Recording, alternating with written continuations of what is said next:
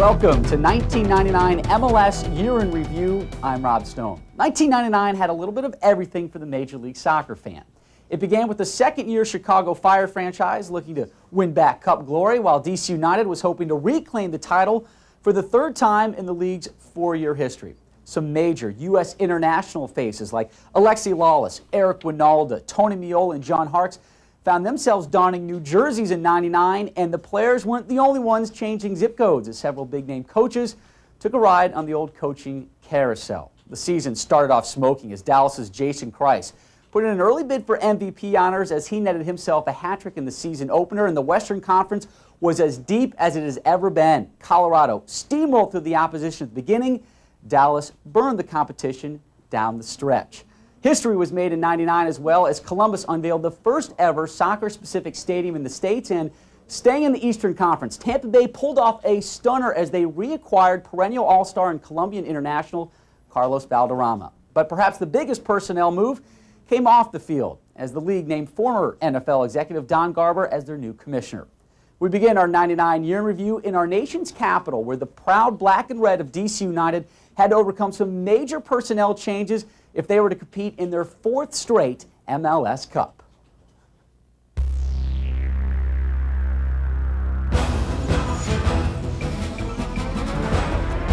DC United began 1999 with MLS veteran coach Thomas Rongen filling the rather large shoes of Bruce Arena, who had made DC rich in MLS history before taking over the U.S. national team.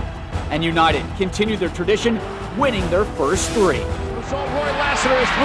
One-on-one. Lassiter to the net! In their opener, DC overpowered Tampa 5-2. Roy Lassiter had a couple and Jaime Moreno had one. But the first goal of the season was from Carlos Llamosa, his only MLS netter. DC United!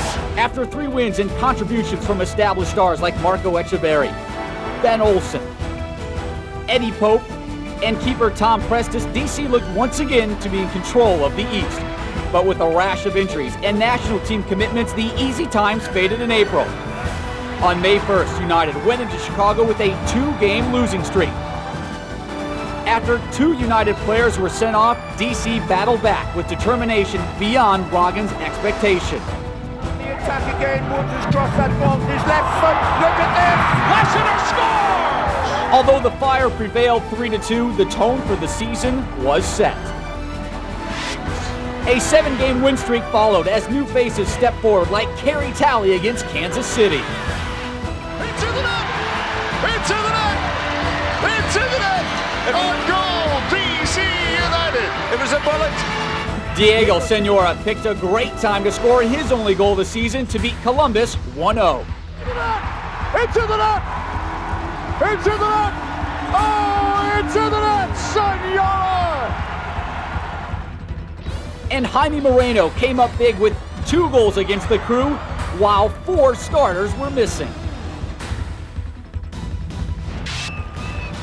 A foreshadowing of DC's third straight division title came in early August, when United battled the Crew and the conditions to go up 4-0 in their heated rivalry with the Crew and send Columbus home, still winless at RFK in 11 tries.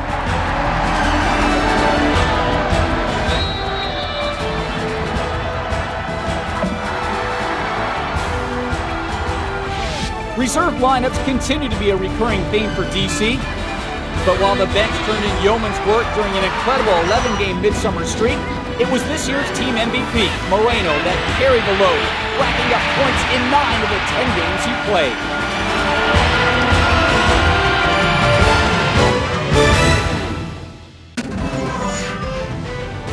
The Columbus Crew had to open up their season with an extended road trip while waiting for the finishing touches on their new home. But they turned that into a positive, winning 6 of 7. The guys have a brand new 22,500 seat stadium at the end of the rainbow. And on May 15th, the Crew were welcomed home by their loyal fans at the opening of MLS's first soccer-specific stadium. The soccer masterpiece, planned and financed by Columbus owner-investor Lamar Hunt, will have only one tenant: America's hardest working team. Jeff Cunningham scored the first goal in the new digs, needing just 10 minutes to write his name in the record books, and the 2-0 victory was the icing on the cake for a great soccer night, not only in Columbus, but in every soccer city in America. That inaugural game was only the beginning of Columbus Crew Stadium moments. In June, Stern John tied the game with just 3 seconds left to send San Jose to a shootout, which the Crew went on to win. By late July, the Crew had hit their stride, and it was the Caribbean connection that carried the load. On July 24th, Ansel Elcock, Jeff Cunningham, and Stern John all found the net against Dallas. Stern John continued to pour in the goals with the hat trick against the Fusion, one of his three-goal outings during the '99 campaign. With the Crew cruising to a second-place finish in the East, big news came out of the league office in September. Brian McBride, the #1 pick in the inaugural MLS draft, was signed to a new long-term contract and would remain the Crew's leader for years to come. Brian, never one to be unappreciative, responded with 2 goals and properly thanked the Crew faithful both times. With the league's top attendance, a crown jewel to play in, and a humble superstar, the Crew and their passionate 12th man were poised for the playoffs, a feat they've accomplished every year. The Tampa Bay Mutiny were busy on and off the field in 1999. A move into sparkling Raymond James Stadium and a retooled roster paid huge dividends on the field for the over 200,000 fans that checked out the Mutiny this season.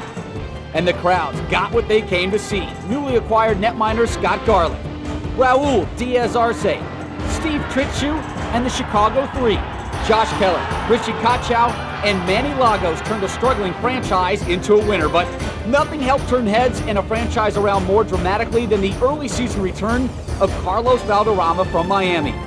Yes, the guy with the hair is back, declared MLS fans around the league, but defenders had little time to notice the dude. Tampa now had one of the world's premier playmakers running the attack. The Mutiny had started 0-4, but El Pibe took over right away to start a 5-game win streak. Wonderful goal. This is going to be a pleasure to look at and replay it. This goal was built up from way back when. It was Shannon again, the sniper who is... Here's Harris. There were more brilliant moments ahead from the Newcomers Club. Scott Garlick proved to be among the MLS's elite netminders.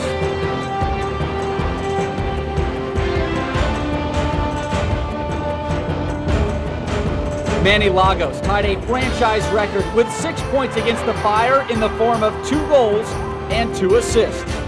Together, Guri gives it away. Lagos in again and punishes.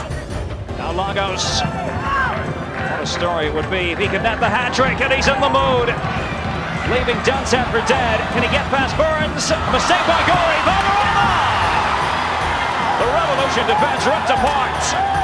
And Valderrama enjoyed the moment.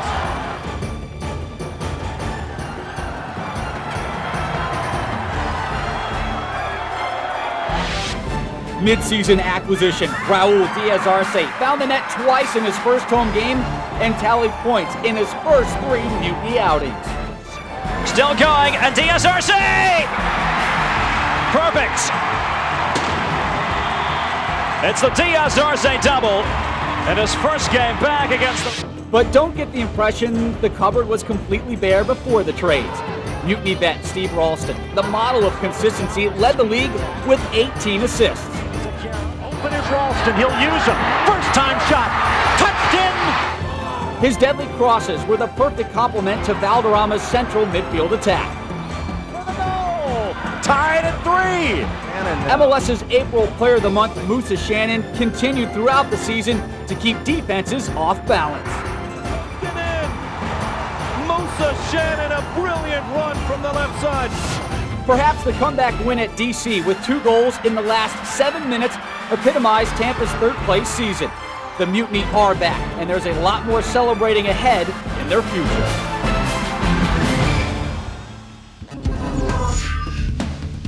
The Miami Fusion were another club that used roster moves to improve, and head coach Ivo Wortman's evolving 11 finished 4th in the East.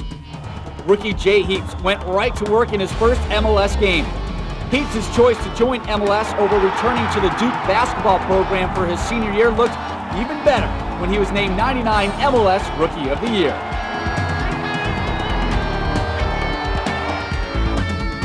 Jack Cassar played inspired soccer during his time in the Pipes, but injuries limited his play to just 15 games, which opened the door for another new face, MLS journeyman Garth Lagerwey, who provided solid relief. Welton, who came in a midseason trade with LA, ignored the fact that Miami struggled on the road this year and supplied his own 4th of July fireworks show at his former home, the Rose Bowl, in front of a disgruntled former teammate Mauricio Cienfuegos and 60,000 fans. Edwin Horter joined up from New England and immediately donned the captain's armband. This 83rd minute strike sank the Metro Stars in late July. By early August, Henry Gutierrez had taken over for departed Carlos Valderrama as the Fusion's emotional leader. The Cuban-American was already a fan favorite, but his contribution on the field grew as well, setting franchise assist records.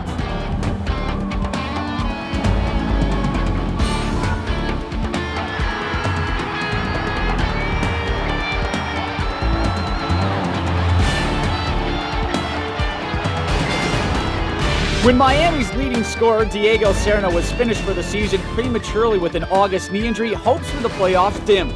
But in the nick of time, Eric Winalda, who had been acquired earlier in a trade but not yet recovered from radical knee surgery, was cleared to play the last 6 games. And he turned darkness into light, securing a playoff spot with this October 9th goal versus Colorado.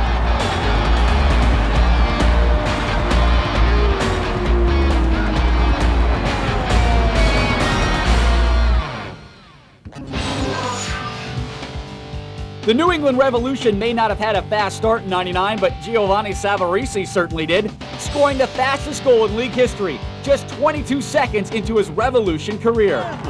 Giovanni Savarese, less than 30 seconds into his Revolution debut.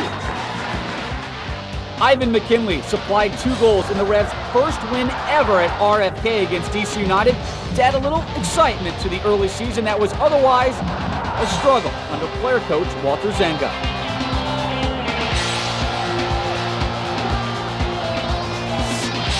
Another big win came in early June when the Revs hosted defending MLS champs Chicago. Joe Max Moore scored while McKinley had an assist and a goal.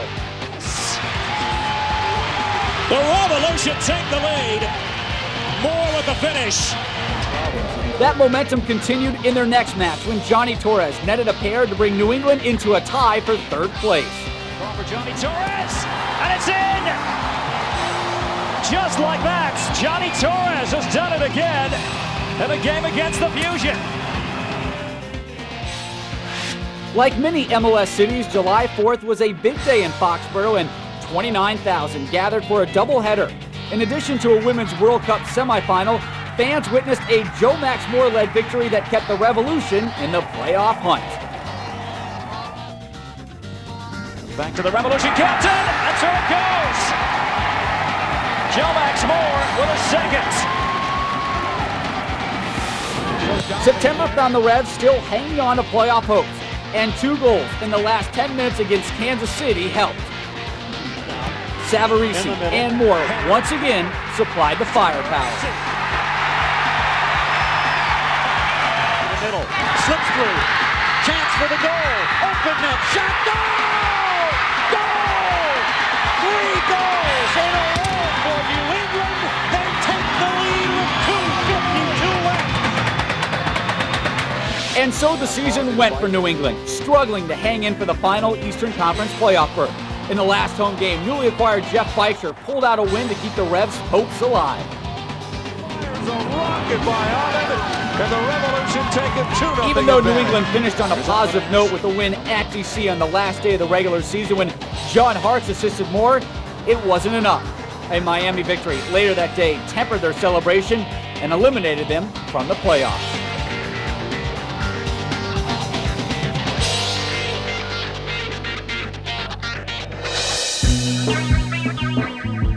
The Metro Stars entered the season with high hopes under the direction of legendary coach Bora Milutinovic in his first full season at the Meadowlands. Mike Petke helped the Metros get off to their fastest start in club history, winning the home opener in the 80th minute against Columbus.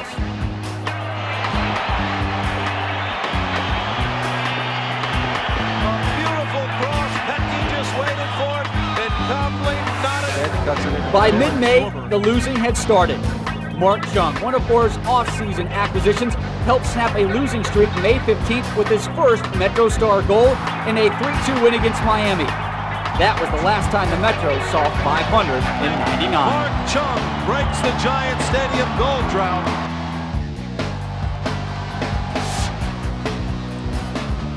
Mistakes and record-scoring droughts plagued the Metro Stars all season. Turns, fires in right. Middle for Myers. Sticking his foot in Sam Jordan box. Myers back. And Mike Petke's red card seemed a microcosm of the descent that follows a losing season. Petke picks the ball up, and he may have said something to the referee. He kissed the ball, and I guess the referee took exception to the fact that, hey, Petke was showing him up. Petke gets a red card. But there were glimmers of hope when three talented internationals, Henry Zambrano, Sasa Kurcic, and Mohamed Harkour arrived midsummer. Now Zambrano, he's got behind right. Henry Zambrano gets it by Cannon and into the net. And Ferry crosses the river. And numbers in favor of the Metro Stars. Churchic with Akers in front of him. Corner of the 18. Churchic, Sasha cuts the left-footed shot. Deflects in the goal.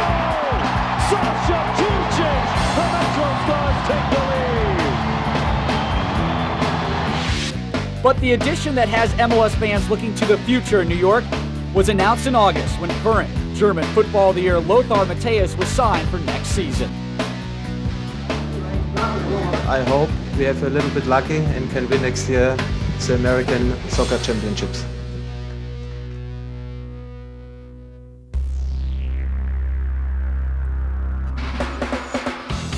The Los Angeles Galaxy season highlight started when former UCLA coach Ziggy Schmidt took the reins and revamped an anemic offense. In his first game as coach, Ziggy picked up a win thanks to Kevin Hartman's shutout, but there was more restructuring to be done on the offense. Our job is to not give up goals. If the offense is struggling right now to get a couple goals, then so be it. Last year they gave us so many goals that there was no problems that way. You know, we didn't have to do as much defensively last year because we succeeded so much offensively. But this year we're taking up a little bit of the slack defensively, and we hope that we can continue to score and continue to grow as a team. With 7 former Bruins familiar with Ziggy's attack, the final result was so balanced that LA became the only playoff qualifying team without a double-digit goal scorer. Kobe Jones led them with 8.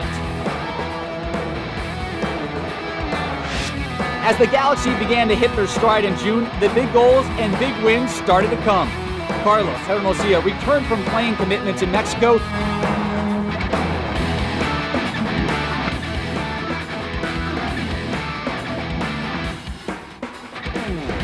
and Mauricio Cienfuegos' free kick bender with 7 seconds left beat DC United on the road. Galaxy win it! 2-1!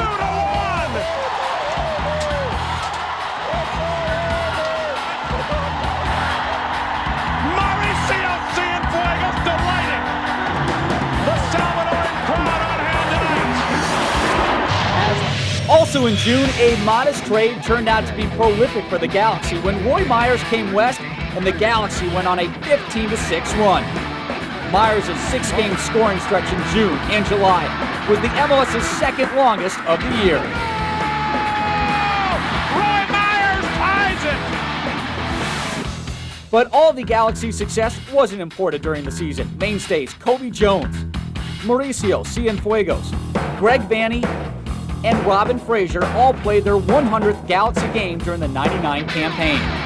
On the final day of the regular season, with the West already won, Kevin Hartman finished with an MLS record 11th shutout, and the Galaxy became the first Western Conference team to win 20 games in back-to-back seasons.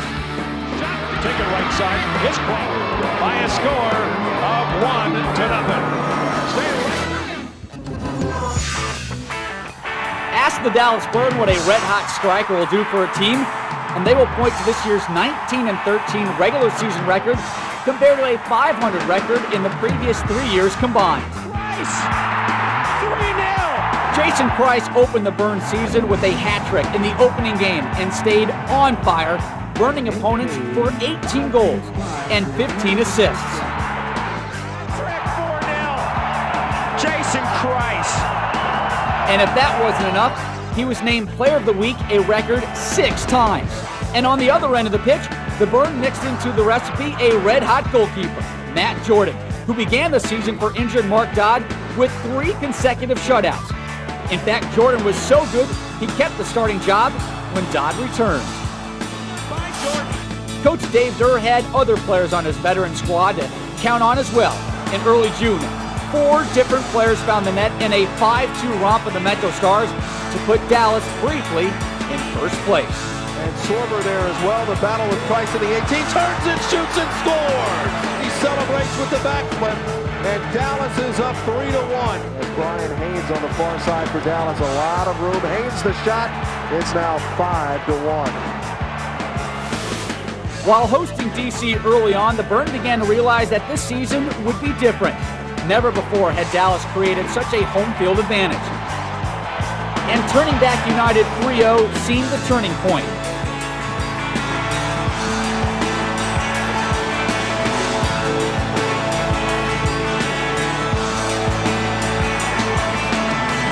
Dallas would go on to post an incredible 13-3 regular season home record.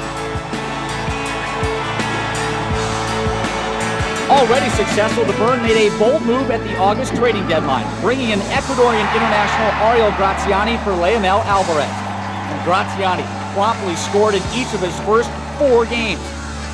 And he can not only finish, but his speed was the Burn's final ingredient to the recipe. Dallas is on the ball. Graziani again gets it done for the Burn. Confidence soared for Dallas as they learned to rally late, like the comeback win on October 3rd at Los Angeles. Down 2 goals at halftime, Price, Chad Deering, and Richard Fair crafted yet another comeback. On the final day of the regular season, the Burn clinched second place in the West with their 5th win in a row. A national television audience watched Price put away, at the very least, the scoring title with the game winner in the 82nd minute.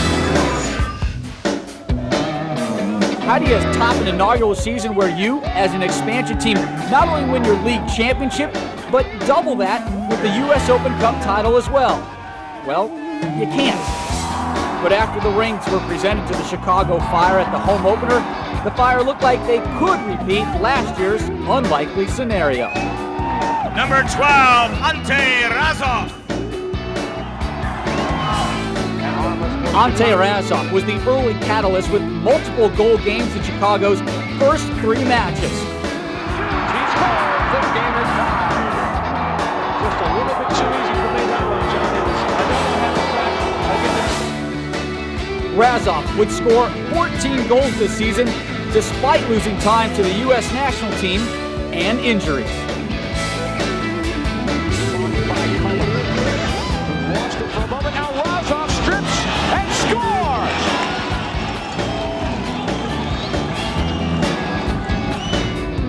But Chicago's formula for success last year started with a commitment to defense.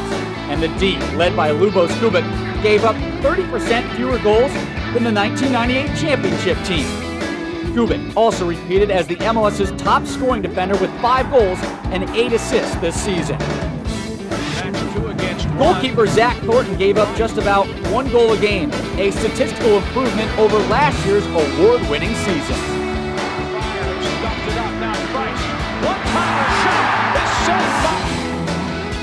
And Polish international Peter Nowak carried the Fire in July with assists in 4 consecutive games. Again for Chicago. Trying to receive one and does on the wing. Centers it nicely done. The shot of the goal. The Fire even got some unexpected help from rising star Dima Kovalenko, who came on strong in August. Another Chicago moniker has been tough play, and suddenly, one day in August, Colorado got a taste of that when Jerry Podbrosny was sent off for dissent.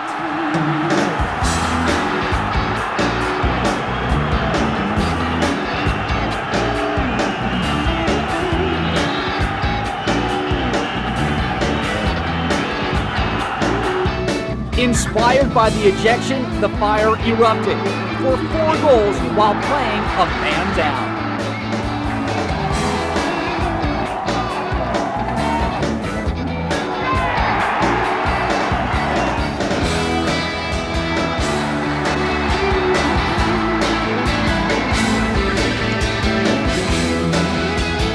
Even though the Fire were unable to put together the lengthy winning streak that they accomplished last year, Chicago still finished a strong 3rd in the ultra-competitive Western Conference.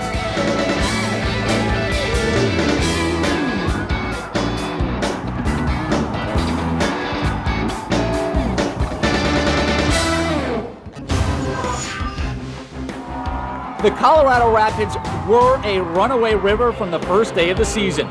In the opener, Premier League vet Anders Limpar teamed with Panamanian striker Jorge Deli Valdez for the first time.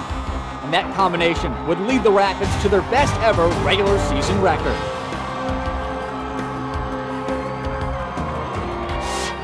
By mid-May, Colorado could move mountains. Joey DiGiamarino's 12th minute goal in Chicago brought down the reigning MLS champions. Taking the lead. Oh, did he crack that and just get it by Thornton? What a goal by Joey D. He's got 2 guys collapsing on him, touches it one way. And Marcus Hahnemann held the Fire scoreless. Marcus makes the save thus far. At the end of May, the Rapids had put together a team record 7-game win streak. By June, Deli Valdez was the talk of the league. His game winner against Chicago was his 3rd consecutive game-winning goal, and he ended up the season with 7 game winners overall. Get the cellular and phone home, Jorge. 1-0 Colorado. All eyes were on RFK Stadium as the All-Star break approached for the battle between the top team in the East and the West. The break. Everyone is trailing him on D. DG shoots. DG scores. Colorado takes the lead. How about that?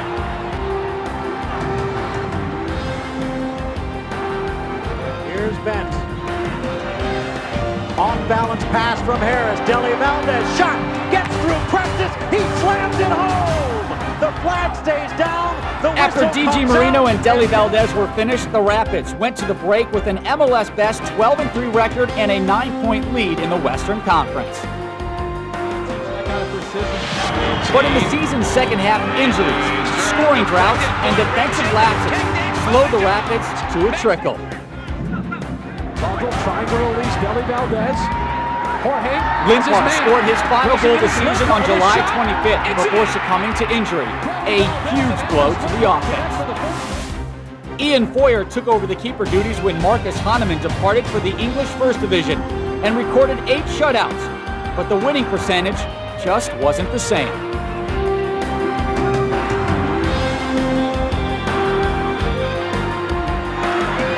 Even though the Rapids were having trouble scoring, Deli Valdez still had some late-game heroics left in him.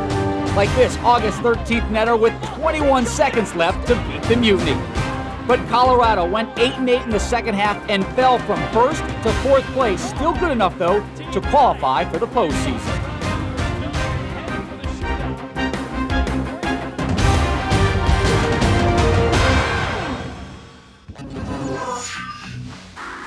The San Jose Clash started the season with 5 rookies. Jamie Clark, goalkeeper Joe Cannon, Scott Bauer, Jimmy Conrad, and Richard Mulrooney. As rookies, they were praying for the best. From the start, the young squad was at least consistent enough to take teams to the shootout and win them. By mid-April, the Clash were 4-1, with all 4 victories coming via the shootout. For the 9th time this year. But there was some experience on the squad. Eddie Lewis, who later in the season would play in his 100th San Jose game, led a comeback against Colorado in June with a goal for the ages. That game ended as a rare regulation win for San Jose. For the 2nd week in a row. The only rookie in MLS to play all 32 games was Mulrooney. and his comeback goal against Chicago tied the game, and guess what? Another shootout win. Ronald Cerritos, Zach Thornton, yes sir! As the summer wound down, Ronald Cerritos heated up. 4 goals and 4 assists in September won him Player of the Month honors. Cerritos, they got 4.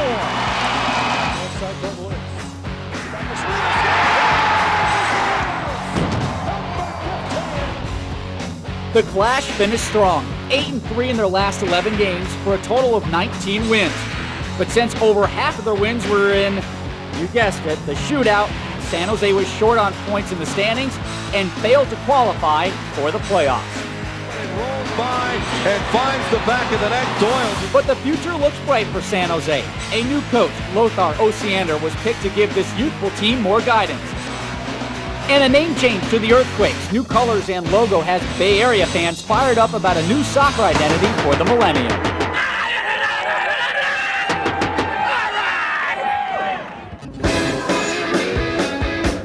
The Wizards brighten the Kansas City skyline with the offseason addition of 2 of MLS's biggest stars, Alexi Lalas and Tony Meola.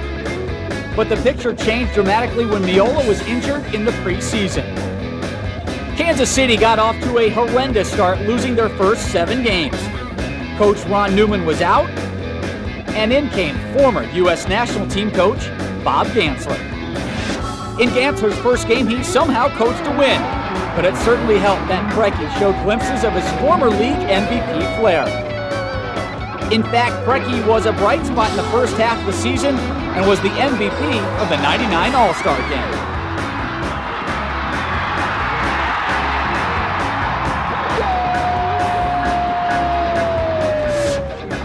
Chris Henderson played well on the wing for the Wizards. Just ask the Metro Stars about the 6-0 thrashing in June when Henderson was credited with 4 assists. None prettier than this one.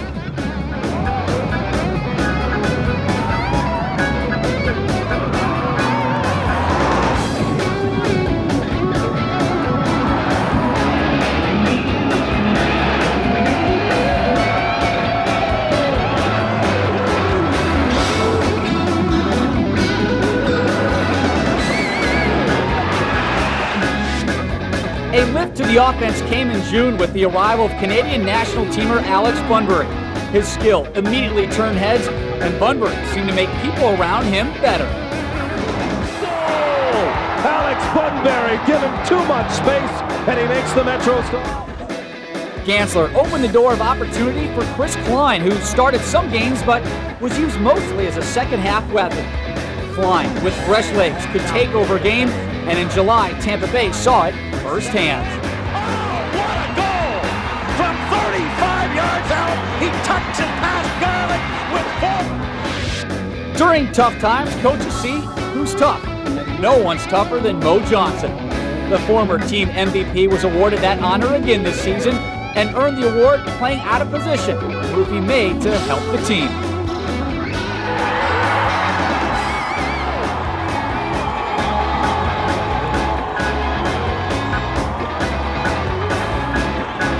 There was no playoff picture in Kansas City with 8 wins this year, but there was pride, and no one carried themselves with more class than Alexi Lalas, who took the lumps until the last minute of the season before hanging up his boots to pursue life outside of professional soccer.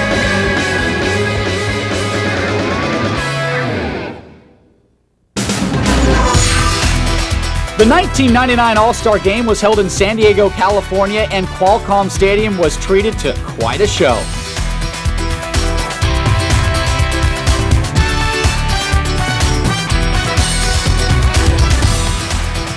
Only 33 seconds into the match, and Roy Lassiter from DC United had already found net. But it was the West squad that took over from there, with 4 unanswered goals.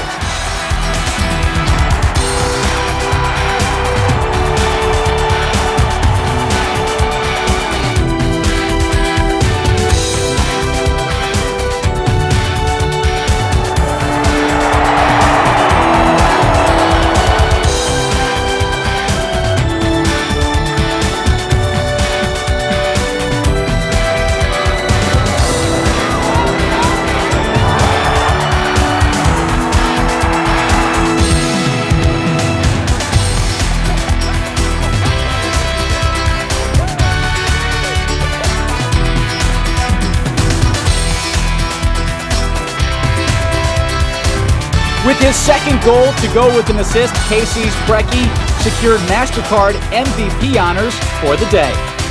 But a 4-1 halftime lead soon disappeared as the East eventually knotted the score at 4.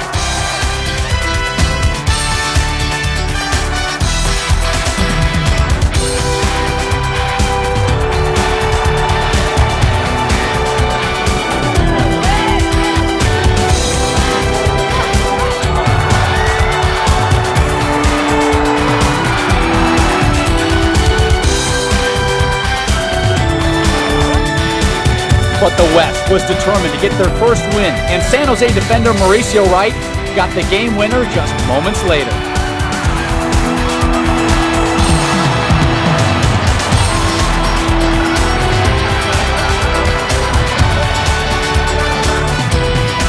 San Jose teammate Ronald Cerritos added insurance, and the West got their first All-Star victory.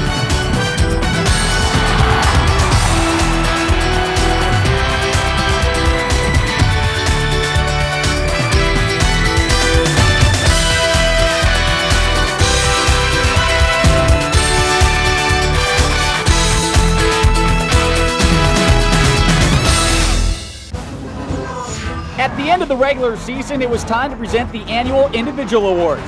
Jason Price, who led the Dallas Burn to a club record 19 wins, was voted the 1999 Honda Most Valuable Player.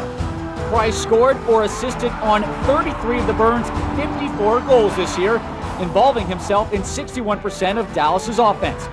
He also captured the Budweiser Scoring Championship, netting 18 goals and 15 assists for a total of 51 points. He also became MLS's first 15-goal, 15-assist man, and only the fourth MLS player to break the 50-point plateau. The Vic Defender of the Year went to LA Galaxy captain Robin Fraser. He led MLS's all-time stingiest defense, who allowed less than a goal per game.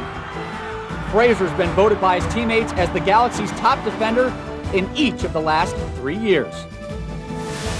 Another component of that record-setting Galaxy D was their netminder, Kevin Hartman, who took home Pepsi Goalkeeper of the Year. Kevin became the first MLS keeper to win 20 games in back-to-back seasons. He had an MLS record 11 shutouts, and he allowed only .91 goals per game while playing all but 10 minutes of the entire regular season.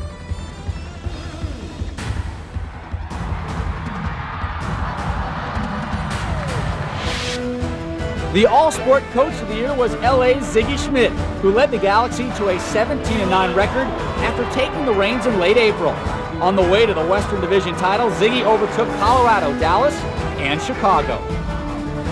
Miami's Jay Heaps, the freshman leader in games and minutes played, was named MLS Rookie of the Year over some stiff competition. Who scored the equalizer in Miami on the season opener that forced the shootout.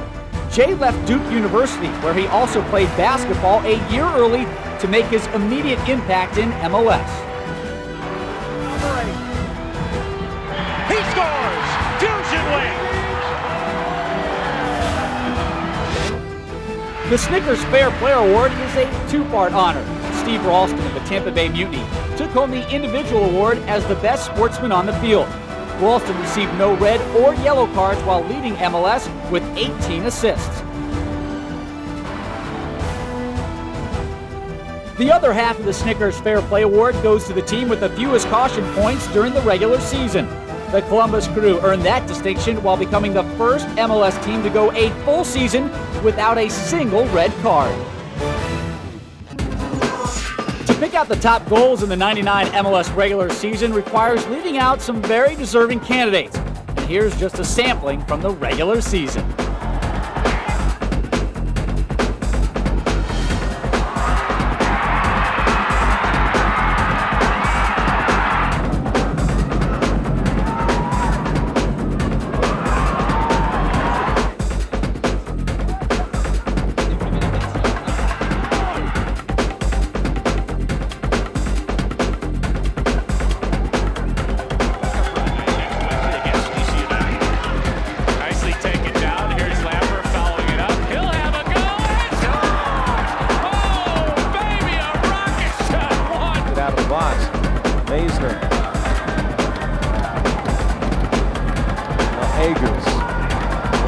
into the middle, and all lining up for the corner was Albright. Now Echeverry steps into it, and backheeled by.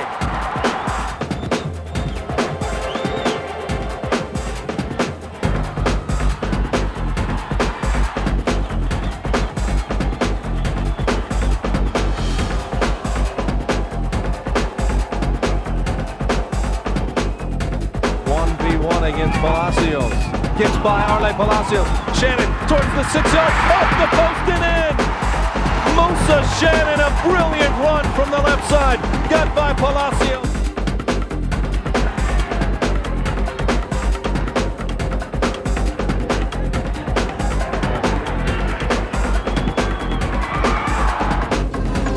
Now the top 10, and we begin with Dallas's Chad Deering.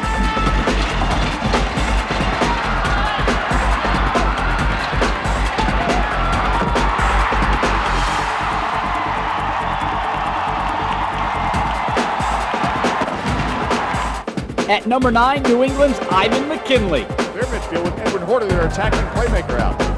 Kelderman now. McKinley! Into the net! Next up, Stern John's last-second thriller. Seconds to play. West is after it. Right back to Stern John. He may have a shot at it. Stern John shoots. Oh, no! 3 seconds to play. At number 7, Kansas City's Alex Bunbury.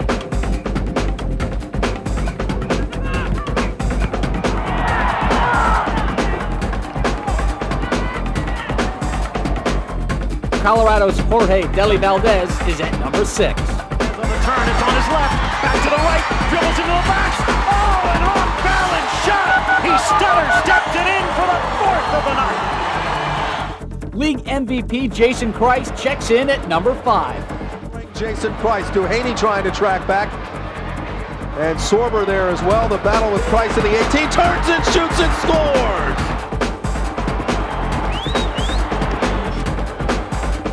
At number 4, LA's Carlos Hermosillo and the rest of his mates. Elliott the dummy. Myers, great touch. Here's Hermosillo. Goal! The next 3 goals were selected as finalists, and MLS fans had the opportunity to view moving video and vote on the MLS website, MLSnet.com. At number 3, Eddie Lewis of San Jose. Depth touch. Nice shot. Near post. What a goal!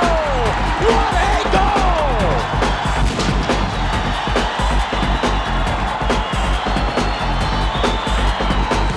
Chicago's Ante Razov at number 2. Chicago is pressing, Bill. This is a bit of a surprise, I think, for the Burn. And Razov fires and scores! And for the second time in 4 years, the MasterCard Goal of the Year winner is Marco Echeverry of DC United.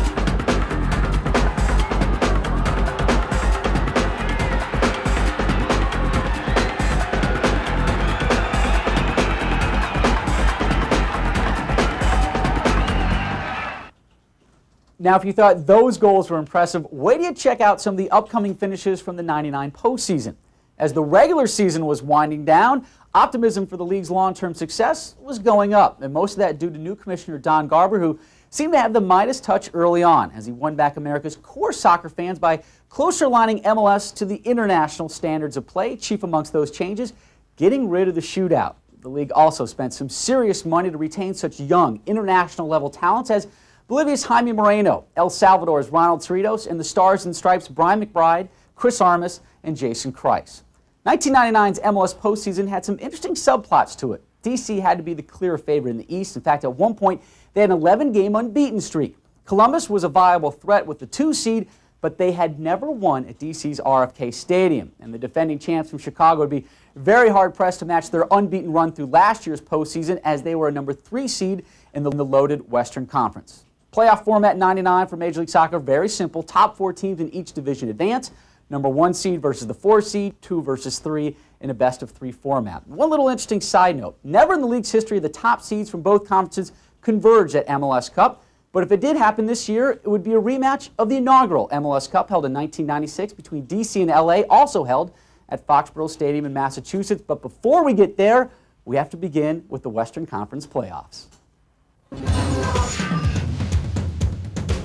Number 1 seed Los Angeles made short order of Colorado, sweeping the Rapids 3-0 and 2-0. By Mathis to the right side, and a goal! Los Angeles didn't take long. In a showcase of their incredible offensive balance, 5 different Galaxy players scored, while their engine room midfielder, Mauricio Cienfuegos, recorded assists in both matches. Kevin Hartman continued to play like the top keeper in MLS, which added to the frustration of the struggling Rapids offense. By the time the whistle sounded in Game 2, the Galaxy had helped the Rapids extend their scoreless streak to an MLS record 679 consecutive minutes. The other semifinal in the West was a 3-game affair. Hosting Chicago in Game 1 at the Cotton Bowl, Ariel Graziani was involved in both of Dallas' goals. The first after he chipped the ball to Oscar Perea, who played the ball back to Graziani.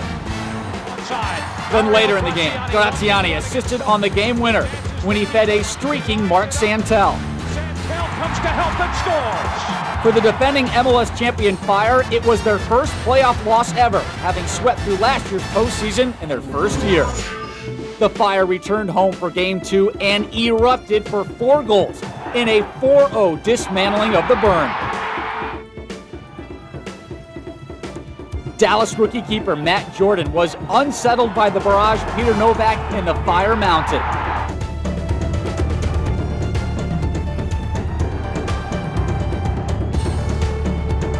After 3 first-half goals, Jordan took a seat. Back at the Cotton Bowl, the Fire looked confident. They had shut down Dallas striker Jason Price, the league's leading scorer, and they had rattled their starting keeper enough to make Dallas head coach Dave Durd go with former starter and veteran Mark Dodd. The move caused some second-guessing early in the match when Chicago scored twice in the first 5 minutes. Lubos Kubik assisted on both Ante Razov's and Jesse Marsh's netters. A determined Burn squad mounted a second-half comeback. Captain Chad Deering headed Sergei Daniv's cross in the 55th minute. Then C.J. Brown, who had kept Price bottled up all evening, finally made a mistake handling the ball in the box, and Jorge Rodriguez converted the penalty kick. And we were tied at 2 with just over 5 minutes to play. Coach Durr now looking pretty smart as Dodd held tight in the pipes, and second-half substitutes helped set up the winner to a streaking Graziani with only 4 minutes left.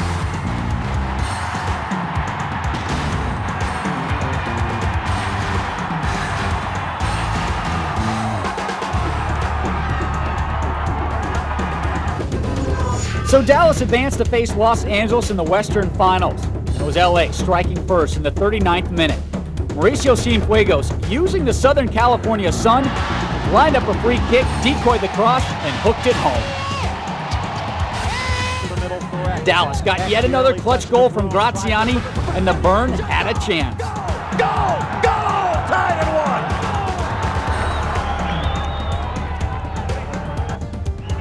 1. But with less than a minute remaining, Ezra Hendrickson ran the flank and stole the game with the deflected shot. Game 1 to the Galaxy.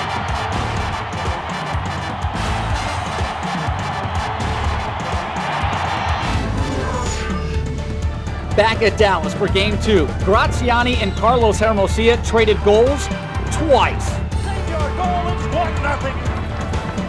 Dave splits the defense to Santel. Price is open. Back post header. Goal! He did it again. It's Graziani. Hermosillo against Jordan. Chips it over the Dallas keeper and in. And again it's Cienfuegos who set the stage. LA takes the lead in the set against Myers. Nice cut by the rookie. Santel picks up the loose ball. Loose back heel! Graziani! They call him the Joker, and now you see why. This one went to a shootout, where Dallas survived to see yet another day, but it would be at the Rose Bowl, where they had lost 6 straight.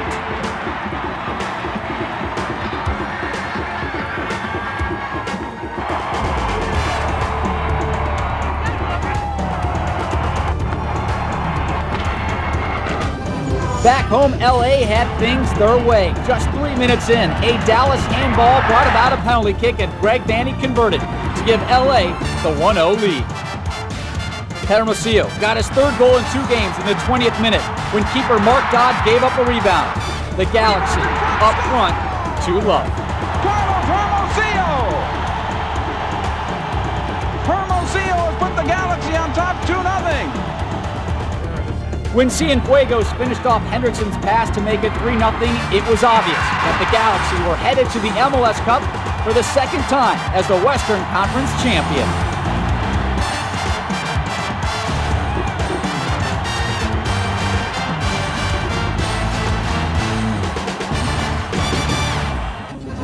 Back in the East, DC United, the top seed, opened up with home field advantage against Miami. The Echeverri-Moreno combination proved deadly for the Fusion. On the first goal, Moreno scored while fellow Bolivian Echeverri had the assist, and later Moreno would put the game away.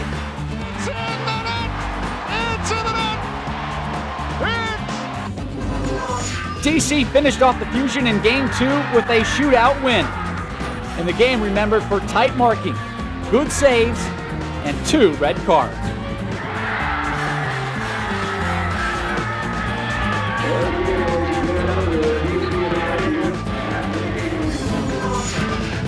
Meanwhile, Columbus surprisingly had little trouble advancing past Tampa Bay with a pair of 2-0 victories. Stern John found net twice in Game 1. And his Caribbean mate, Jeff Cunningham, scored in the second. The Crew were primed to get after DC in the Eastern Final of a team that had ended their Cup dreams in each of the last 2 seasons. RFK was the side of the Eastern Finals, Game 1, where the Black and Red had never lost to the Crew, and Columbus knew it had to break that streak to advance, but in the 15th minute, Marco Echeverri served one up to Jaime Moreno.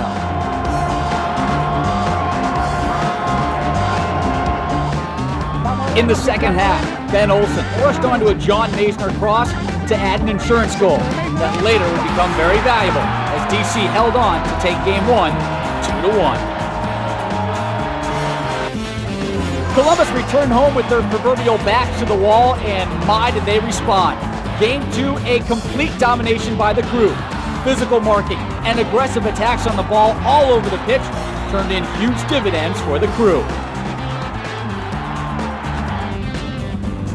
The Crew's Caribbean connection combined for 5 goals, handing DC their worst playoff loss ever.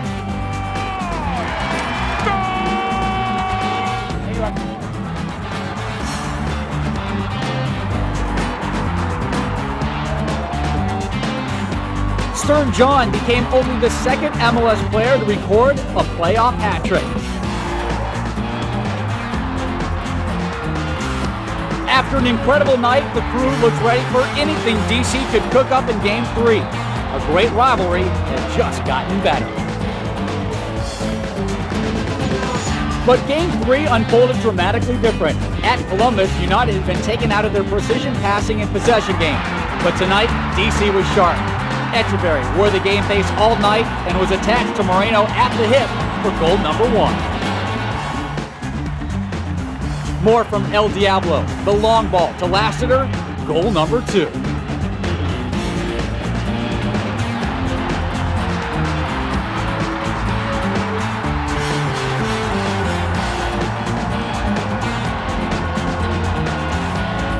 And then, as pretty as a goal you'll ever see, courtesy of Rocket Roy.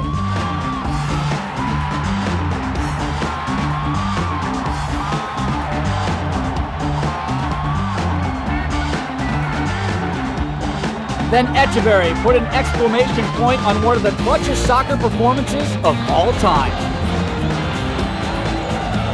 Echeverri will take it himself and salt in the wounds. What a goal!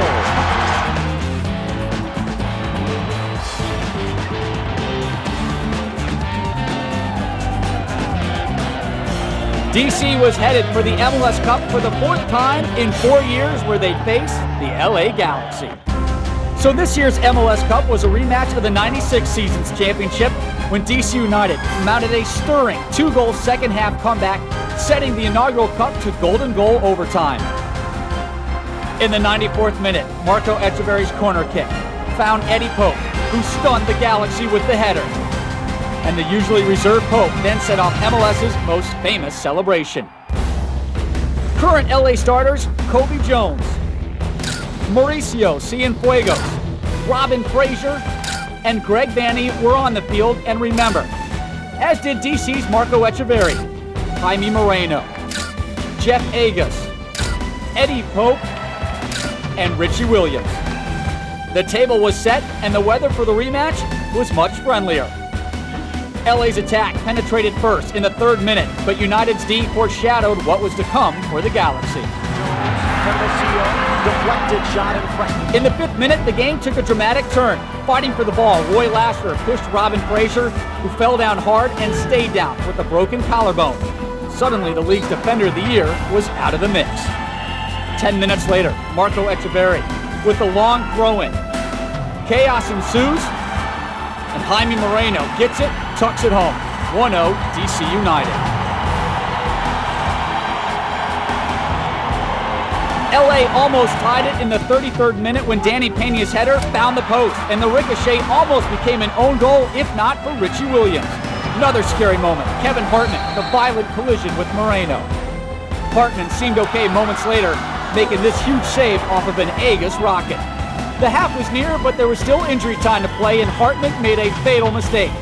After he failed to clear a back pass efficiently, Lasher applied pressure, and a Hartman miss hit allowed Ben Olsen to run onto the ball and hit the open net. 2-0 DC at the break.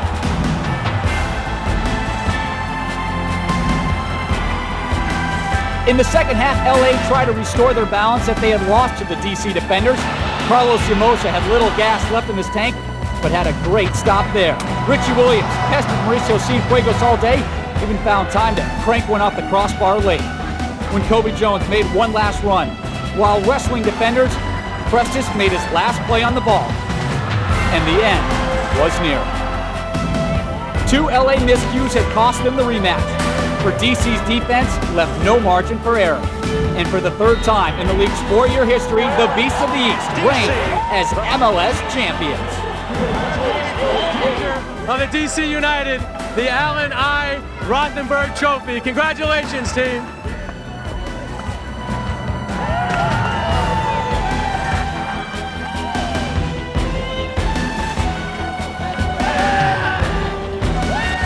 You know, we wanted to come back from last year that we lost, and you know, I think we proved ourselves that we are the best team in the league. I was trying to take it away from him. I really was. When he miskicked it, I was like, I didn't understand what he was doing. And then, you know, he tried to kick it away. Ball went to Ben, and he finished it. Now, you know, I was so happy, and you know, all I want to do is pressure. I think the pressure is what caused them to lose the ball, and we were able to finish the goal. You know, after losing last year, we wanted to prove to the rest of the league that we're still, you know, the best team in the league, and that we're champions, and it's great. We started the foundation of DC United, and you know, the organization, the president, the GMs, the coaches, you know, the teams, the fans. I mean, it's great for all of DC.